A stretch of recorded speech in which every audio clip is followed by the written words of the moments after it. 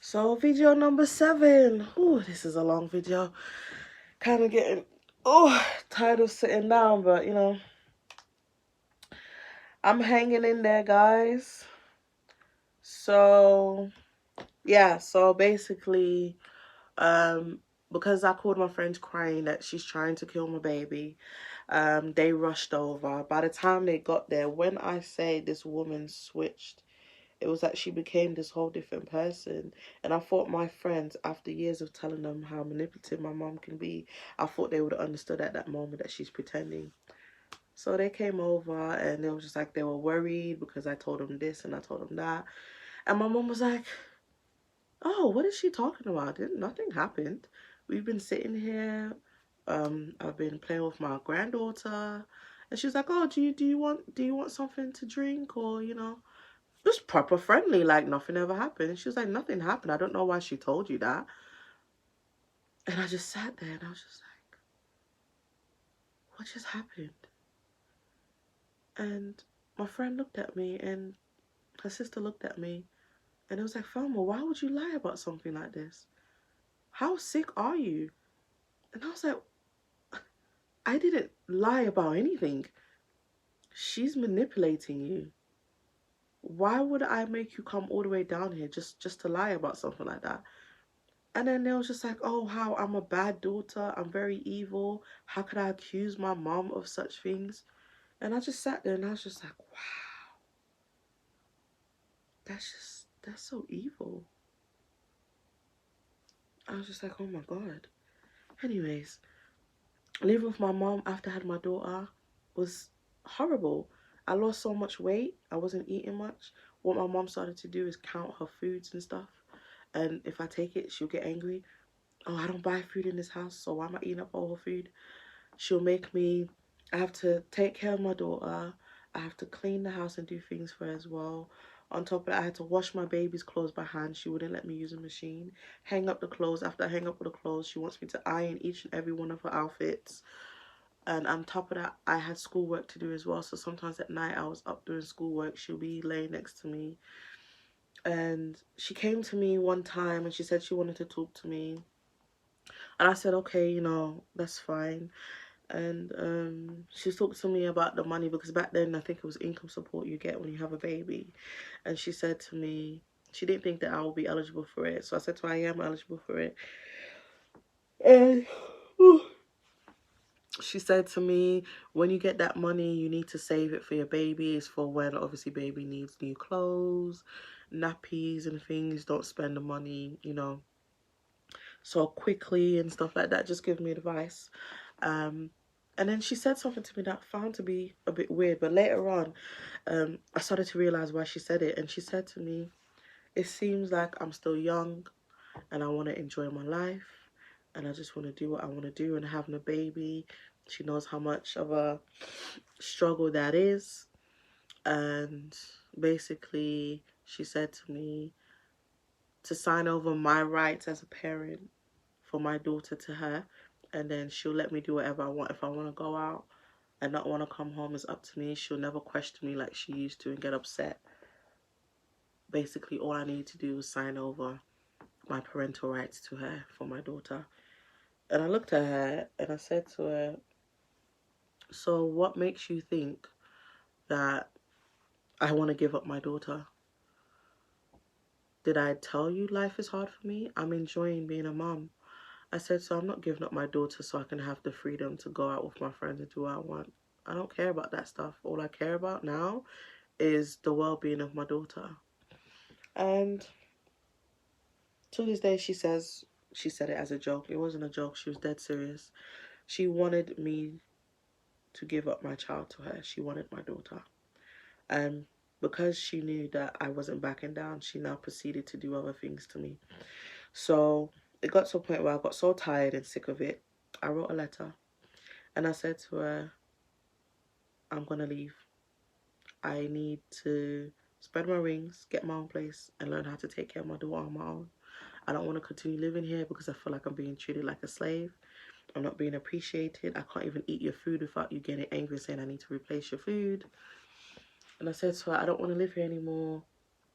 And basically, when the first money dropped for my daughter, she knew about it. She tried to call the benefits department, and basically she said to them, instead of them putting the money in my account, can they put it in her account? And they said to her, no, they actually can't do that. It needs to go into the mom's account. So she was basically trying to have the money just to herself. And when that didn't work, what she proceeded to do now is she said her laptop broke. And so she said to me when the first money come that I need to withdraw all that money and give it to her. And I said to her, then what will my daughter have when she needs food? Oh, I'm the one who take care of you in this house. I take care of you and your daughter, so that money belongs to me. I said to her, I'm not giving it to you. And she got upset. She was like, well, if you don't want to give it to me, you need to leave my house.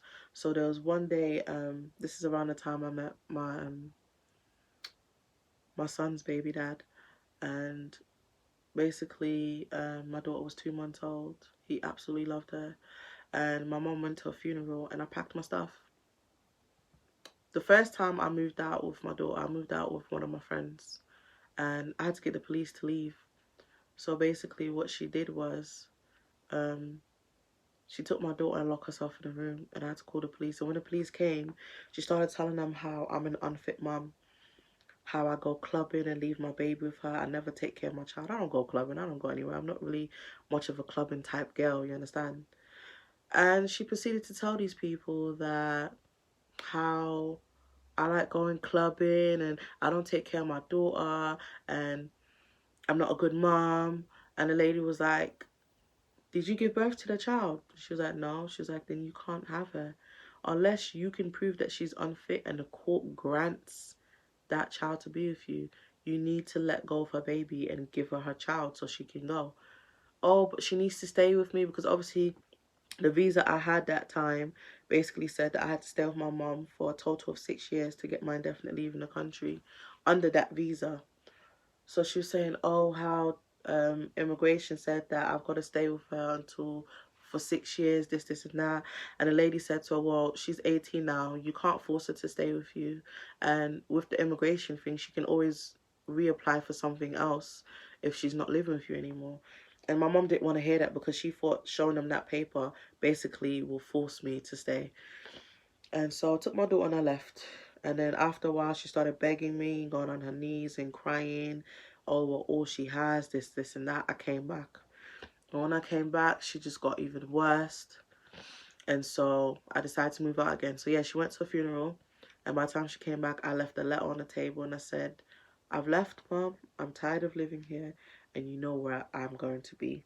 She knows where I'm going to be. Anytime I leave, I go to my auntie's house. You understand? So it's not a thing where I hid it from her. I said, so you know where I'm going to be.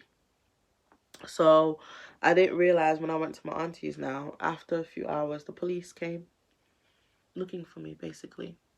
My mom told them how me and my daughter is missing. So they were getting ready to put an amber alert out for me. Basically saying, mother missing with child, whatever. I wasn't missing.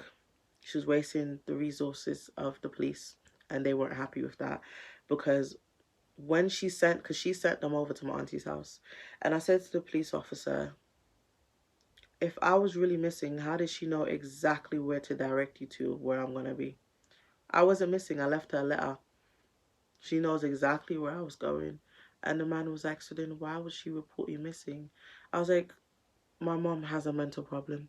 There's something wrong with her. Don't know what it is yet because I'm pretty sure it hasn't been diagnosed yet. But there's something wrong with her. She's upset because I decided to move out of her home and I no longer wanted to live with her. So that's why she did it. And when the police were so angry that she wasted their time. And when that didn't work, next, what she did was call social services and made all these accusations against me and my child. So they take my child away. So I ended up having to get a social worker. She would come over, check on baby. Baby was fine. They realized there was nothing there. And they closed the case down. And when that didn't work, my mom now said that I stole her laptop and her phone. Now, this wasn't her laptop, it wasn't her phone. These were items that she gave to me for me to have, so which means it's now mine. But obviously, because my mom likes drama and she wanted to get my attention, She told the police how she asked for her stuff back and I refused to give it to her. Now, I didn't know this was happening at the time. At this time, I was in A&E. Me and my baby dad was in A&E because I had a miscarriage, basically. So after I had my daughter, I got pregnant again and I had a miscarriage. So I was in A&E and I was bleeding and in so much pain. And my auntie called me and said the police is at our house. And I was like, oh God, why now? So what my mom did is she made such a serious allegation against me. There was a warrant out for my arrest. So basically the police were looking for me to arrest me. Now, I didn't let them get to that stage. What I did is, after I came from the hospital, I was in so much pain. I went to my auntie's house. I packed up every clothes she ever bought me, underwears, bras, everything. I packed it up. I put it in a suitcase. I took a bus with my baby dad over to my mom's. I piled everything, including her laptop and her phone, in front of the door. I rang the doorbell. I told the police officers to meet me there, which they did. I said to her, here's all your stuff. I don't ever want anything from you again. I didn't steal your stuff, you gave it to me, but to get me in trouble, this is what you've done. And because I willingly gave her the stuff, the police officers let me go. And basically the police officers were trying to talk to her. She slammed the door in their face and she got into an altercation with the police. My mom's very disrespectful, so things didn't really end well. The lady did say to me she will put in a system about how dangerous my mom can be and that she shouldn't be around children, to be honest. She'll put it in her report. So after that, I tried to get my place in London. Obviously, when my mom realised I was trying to get my place in London, she sabotaged it. Obviously, because I was living with my auntie, I had to go to Newham Council and let them know, you know, I'm living with my auntie, it's overcrowded, I just had a baby, blah, blah, blah. And obviously, because I was still on her housing register list, they had to call her to confirm I don't live with her. And instead of confirming that I don't live with her anymore, she told them that I do. And what she did was, because at that time I was still seeing her so she can see her granddaughter, she said to them, oh, how I'm lying and how she can prove it. So she called my name. I was changing my daughter. She called my name and I said, yes, mum. And she was like, can you hear my daughter in the background? She lives with me. So she's lying to you guys, telling you that she lives with her auntie. She doesn't live there. It's here she lives. And because obviously she said that, Neon was looking at it like I was trying to fraud them kind of thing. And so they now, the temporary accommodation they were supposed to give me in Newham, they didn't give it to me anymore. I wanted to live in London because everything I knew was in London, but she took that opportunity away from me. And what they now said is I had two options. Either I continue to stay with my auntie until I save up enough to get my own place, or I move outside of London. They'll help me pay. They'll help me pay the deposit and everything and help me to move down outside of London. So obviously, I moved outside of London with a baby dad. She wasn't happy. She said she started telling people how I know she's not well and I moved so far away, this and that. And in my head, it was just so funny because I didn't want to move far away. If you would have shut your mouth and told the truth, then I would have had a temporary accommodation in London. But you sabotaged that. And so what do you want me to do? I can't live with my auntie forever. Do you understand? So things just kept getting worse from there. Moved down here. I got pregnant with my first son. Started having problems in my marriage, which you guys, I'm not gonna go into detail about that. But long story short, went through physical abuse, went through verbal abuse, mental abuse, you name it. Came to a point where he put his hands on me. 2017, I decided to, don't know what possessed me, moved back to my mom's. And after a while, I thought about it and I decided I wanted to come back. Came back now and basically my mom called the police on me because I wanted to come back home to who was my partner at the time. And I'm hoping I can find a letter and I'll add it to this video. Basically, I ended up on a CP plan, which is a child protection plan. And with child protection, that means you're at risk of losing your children. Now, I went on this plan, and basically I went on this plan because of the accusations my mom made against me. And I'm not going to read it for you, but hopefully I'll find it and then you can read it on the screen. Basically, the front page of my letter was everything my mom accused me of. So my mom accused me of physically abusing my daughter. She said how I said I was going to beat my daughter like a snake, how me and my partner's relationship is violent and this and that. She's worried about her granddaughter. She's worried about me because the way that I treat my granddaughter, things like that. So she was just like basically saying that I'm an abusive parent. During this time going through what I was going through, someone told me, and I'm not gonna say who. So basically, my mom had a plan. So my mom's plan was to give me a bad enough reputation so then I will lose my children. She started it from when I was pregnant with my daughter. The whole point of all those police calls and things that were happening is basically she was trying to create a reputation with the police complaining about me. What she wanted was for me to lose my kids. She wanted custody of my daughter. And because I wouldn't willingly give it to her, she thought of another way to do it, which was make me look bad, call me an unfit parent, and then hopefully they will give my child to her. Even when she called social services, my social worker did tell me that my mom did say to them that if anything, they have to take my kids from me, she'll be willing and happy to take my children.